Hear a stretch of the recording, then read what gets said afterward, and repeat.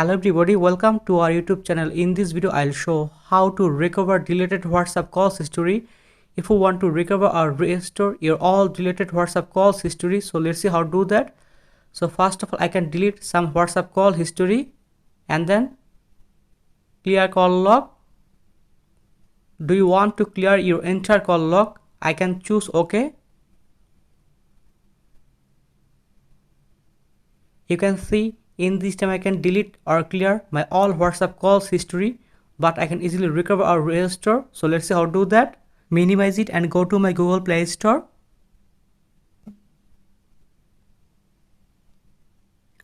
And then open Google Play Store. Unlock for deleted messages. Please install this app. After install this app and then open it.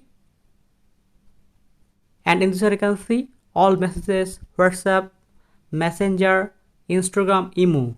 And in this time I can choose and open WhatsApp. So open it, WhatsApp. And in this I can see my all deleted WhatsApp call history recover or restore in this here. And then open it. You can see my deleted WhatsApp calls history recover or restore in this here. And then go back. And in this way you can easily recover or restore your all deleted WhatsApp call history. So thank you very much and please subscribe this channel.